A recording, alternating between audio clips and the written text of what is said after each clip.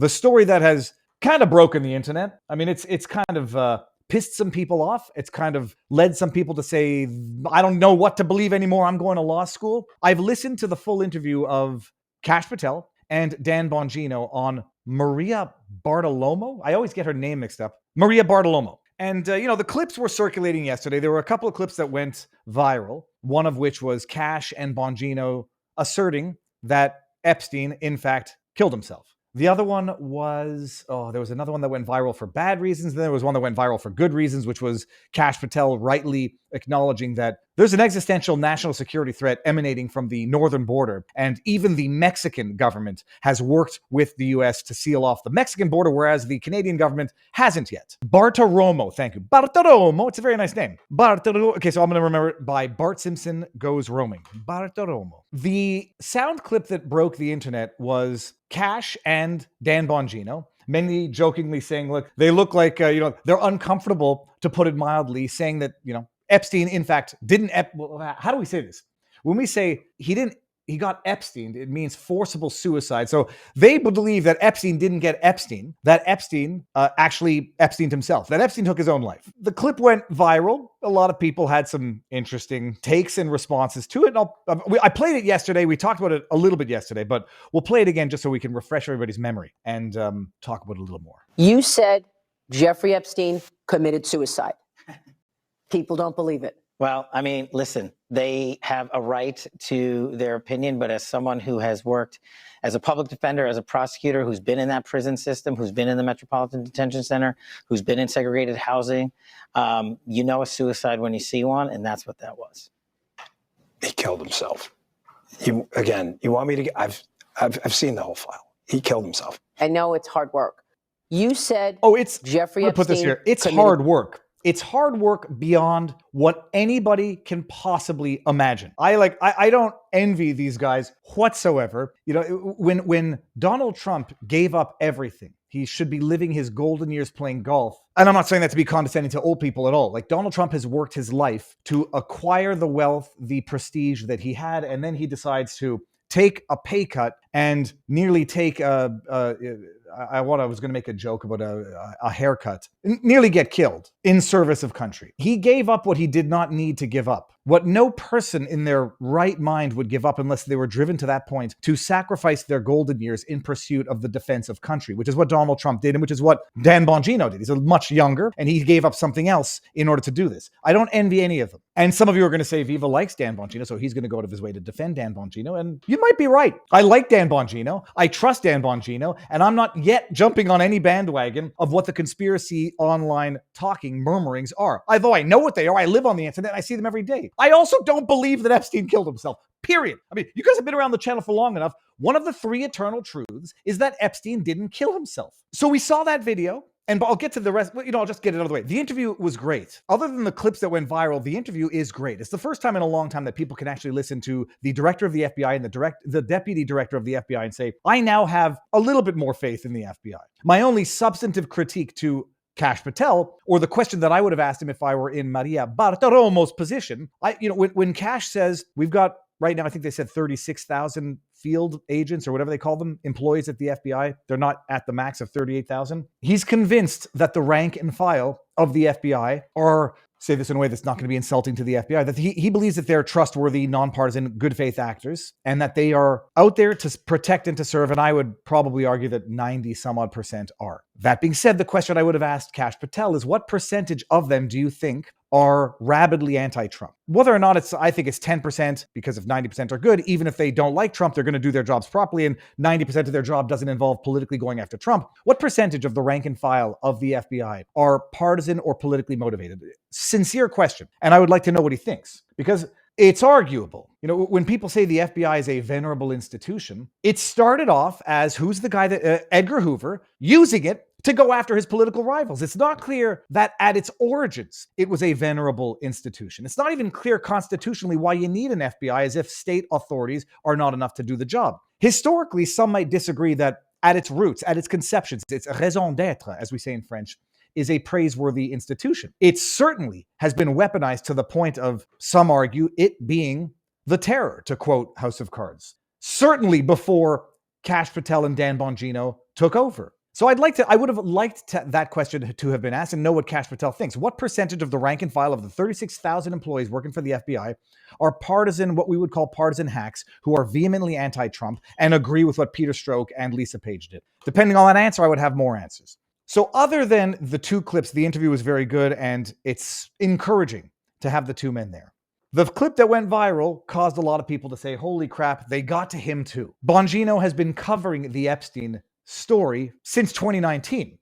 It was my go-to place before he sacrificed his amazing podcast to go serve country. Trustworthy, accurate, insightful, and he had people on the inside who could give him anonymously accurate information that made us all smarter. When they came out and some argue looked like they were being held hostage to assert what many people do not believe and will never believe, you knew, and he must have known, that he was going to piss off a lot of people on the internet and many people who were the most ardent followers of the Bongino Report, the Bongino podcast. Now, just to highlight one of the clips from a while back, follow the story. I will be following it. This was 2023. Folks, please keep your eye on this case. I can't emphasize to you enough. This Epstein thing is there's more than meets the eye there.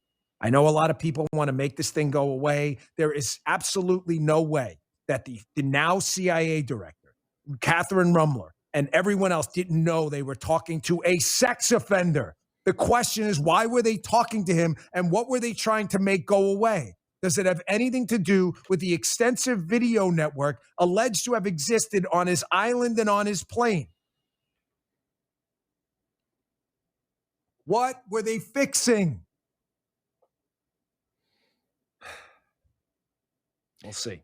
Can you imagine now being at the FBI and potentially, and I do not know this other than to hypothesize, some people say the videos don't exist anymore. Others say when Epstein's mansion was raided back in the day, someone got those videos. Can you imagine now?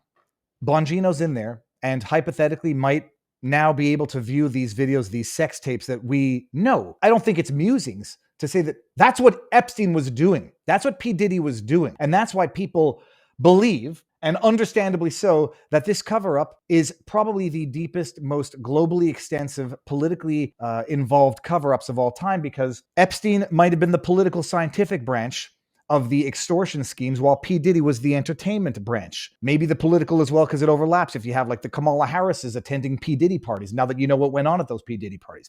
But when you have a P. Diddy trial, that basically reduces this entire movie to two characters, Cassie and Jane, and ignores all of the others who are on tape, potentially blackmailed, potential politicians who might have been living the nightlife and going to P. Diddy freak-offs. Well, people rightly think that both of these prosecutions, the plea deal that what's-his-face got, Epstein got back in 2007, were the cover-up. I personally believe that the P. Diddy trial, spearheaded by James Comey's daughter, Maureen Comey, is the cover-up and is not the investigation. But you imagine now, Bongino. Were they trying to make go away? Does it have anything to do with the extensive video network alleged to have existed on his island and on his plane? Can you imagine if Bongino now has access to that? I put out this tweet earlier. First of all, I like to steelman every position. I live on the internet for good or for bad, and sometimes it's for bad because I have to listen to the people say, Viva, you're a Rumble tool protecting Bongino because of some alleged non-disparagement clause in contracts. First of all, and just to highlight something to you idiots who say these stupid things, a non-disparagement clause, in as much as they are standard in commercial contracts, does not require people to say positive things about other people. And I'll tell you this, I don't have to tell the truth, but I will never lie. A non-disparagement would say, yeah, it's normal, that you have these in contracts, because if things go south, both parties have, you don't want anybody like shitting on the other person. But a non-disparagement is not a positive obligation to say positive things about people who you have grown to like and trust. So you could say it. I would never lie. Let me rephrase it. How am I going to say this? You don't have to tell the truth, but you don't lie. And I will never lie. I will never lie because I'm afraid of being thought of as a liar. I'll never lie because I assume that everything is recorded, everything is taped, everything's online, and that if I try to lie, I say, no, I wasn't there, I don't know who that was. And they're going to find a tweet from 2017. Viva lie. I will never lie. I may remain silent if I don't want to talk about something, but I will never lie. Dan Bongino sacrificed, I won't say arguably more than Trump, proportionately more. He sacrificed what he did not need to sacrifice to serve country. And people are out there alleging that he's been infiltrated, that he's been co-opted, that whatever. And so I'll read my beautiful tweet. It took me a long time to write this. Goodwill, credibility, and integrity are invaluable, intangible assets that take years to develop. Not everyone is capable of developing them because not everybody has character. Dan Bongino has deservedly earned his goodwill, credibility, and integrity through years of life experience, including insight and thoughtful analysis. Incredible insight. I can't read my own writing. One does not get to disregard all of that because you might disagree even vehemently with him on one specific issue. We heard what he said. He believes Epstein killed himself. I vehemently disagree with this, specifically because even if Epstein did, quote, kill himself literally with the extra linens, we're going to get into this, from what we know, even if he killed himself with the extra linens that were inexplicably provided to him after the cell cameras malfunctioned and the security guards slept, though he may have killed himself in the literal semantic sense, it's inaccurate in the material sense. There was a movie, and I can't for the life of me remember where it was from. It was a television series. Let me bring it back out again for a second. There was I thought it was from Homeland or House of Cards. And I remember the scene. A white table in a well-lit kitchen. The man was Middle Eastern, and the two agents come up to him and say, we're going to make your life hell. We're going to destroy your family. We're going to do all of this stuff unless you take your own life. Take your own life. And they put a gun on the table and they say, if you do this, we will pay for your family. They will be taken care of for the rest of their lives. So, and he does it. That's the scene of the movie. If that's how it happened with Epstein, something along those lines, you're going to be in for a hell that you can't possibly imagine. So either you do it or we'll do it, and it will be much worse. You might get abducted. Who knows? Tortured. Who knows? So you do it or we do it, Epstein. Here's some extra bed linen. Cameras are turned off so no guards are going to accidentally come and save you, and do it yourself. And if that's how it happened, if there is concrete evidence, like if there's a camera that didn't malfunction and it shows Epstein doing it, my question would still be, and you can accuse me of being a weasel that I'll be able to get out of it by saying, well, he did it literally, but it was facilitated because they wanted that loose end removed. I'll still say that he did it himself, but under coercion or under authorization. It was the state. It was the administration's obligation to keep that man alive so that they could go after his clients. It was their obligation to keep him alive. He was on suicide watch 2 weeks before the incident, because of an attempt, allegedly 2 weeks before the actual successful attempt. He was taken off suicide watch a day or two before this happened. Cameras allegedly malfunctioned. I mean, I'll go through the reports at the time. I vehemently disagree. It was an inside job to tie up loose ends. Bongino believes Epstein killed himself. He's either right or wrong. I might be wrong in this. I might be wrong that he did it. He was looking for any excuse to do it, and he found his window. If so be it. People are entitled to be wrong from time to time. Absolutely nobody's perfect. The bigger issue, which a lot of people muse about on the internet, is whether or not he sincerely believes Epstein killed himself, or if he doesn't believe it but is saying it for other as of yet unknown reasons. Typo. Damn it. There could be a number of reasons for this, some tactical, others sinister. But with the goodwill he has developed over years, sacrificing it all to serve country, the fair thing would be to presume that there is a good reason for which he might say this, even if he doesn't sincerely believe it. The other thing is, he's an employee of the state right now. You don't get to run around and espouse your own personal views when you represent these United States of America and you are an employee to your employer. If it were anyone from the Biden regime or MSN trying to convince me Epstein actually killed himself, I would laugh him out of the room. I still don't believe it, even coming from Dan, but he deserves the benefit of the doubt until definitive proof to the contrary. My humble 2 cents that absolutely nobody asked for. I don't believe, even if he did do it, and there's color video, not just black and white video, my feeling would be this was a let it happen on purpose or made it happen on purpose by telling him it will be so much worse if you don't do it. The people that you've pissed off or the people that you have dirt on, if they ever get their hands on you, it won't be pretty. It'll be Dexter level unpretty. And maybe I have just, conveniently set up a circumstance in which I can never be wrong, because even if he did do it, he didn't do it in my view, but you know what I'm getting at. So that's where we're at right now. The reality is to come on the Maria Bartiromo and say it, not dismissively, but without substantiating it with, he's seen the file. What we need in order for the public to be assuaged that this actually happened is disclosure of the evidence. Right now, what we have, it's not just that it's contradictory at best. Do I have the... Here we go. It's not just that it's contradictory at best. It's that it's the absence. I know it's going to be a transparent, first of all, it is a transparent administration already. Whether or not it's, everyone will always complain it needs to be more transparent. When I went to the White House for that presser thing with the alternative media, and I asked all the questions. Some people didn't like the answers. And I was like, well, the transparency is giving people the opportunity to ask the questions. And if the answers are unsatisfactory, well, that's the transparency. And I say, the problem is nobody believes that Jeffrey Epstein killed himself or that he managed to do it without a deliberate blind eye being turned to allow it to happen. Non-functioning cameras, deleted footage, absent sleeping security guards, extra bed linens. It makes no sense, or it makes perfect sense. I guess technically, if he did hang himself, if he did hang himself with a surplus of bed linens, I'm quoting from an article, that were inexplicably left in his cell with no cameras or security guards, it's true to say he killed himself. But that affirmation is only superficially true if he was allowed to kill himself for the very same reasons people believe that he was killed. It does nothing to resolve any conspiracy theory. It only furthers others. This is from an article. Misconduct by federal jail guard led to Jeffrey Epstein's suicide. DOJ.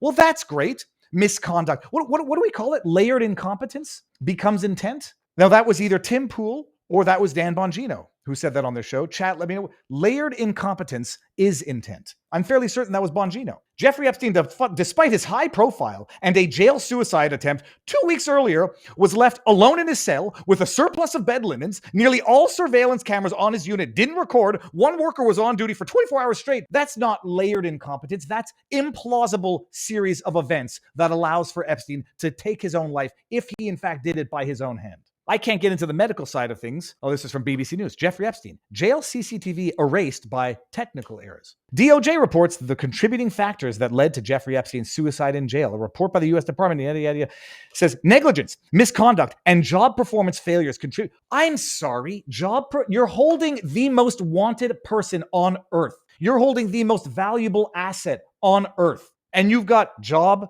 performance failures to excuse for how that man ended up dead, either by someone else's hand or his own. Jeffrey Epstein's suicide blamed on jail's negligence and misconduct. So the reality is, take Bongino at his word. Epstein killed himself. In order to convince the masses who do not believe that and will never believe that, given the 6 years of information that we have that just make no sense, layered incompetence, it needs to be substantiated with whatever file exists in order to avoid people jumping to conclusions and questioning credibility where they should not be questioning credibility. Who was it that's, I haven't been following the chat. The layered incompetence is intent, or the layered negligence is intent. Was that Bongino or was that Tim Pool? It was one of the two. But it's inexcusable even by negligence, misconduct. How much do we have to see before we say, even if he did it by his own hand, it was allowed to happen because dead men tell no tales? Or who knows, maybe he's alive. There's people who think he's alive.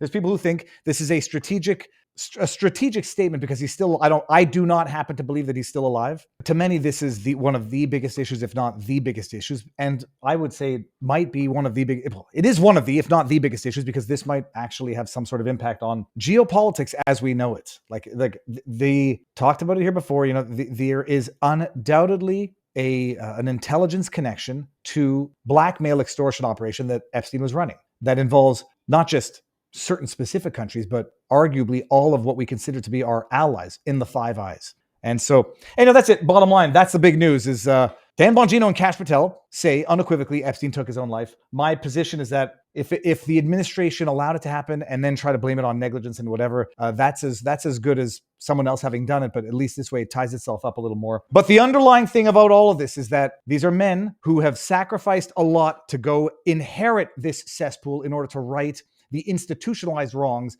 of what we are not just complaining about, but what was abusing American society. And they deserve the benefit of the doubt for the goodwill and integrity that they've shown for the last however many years, decades, period.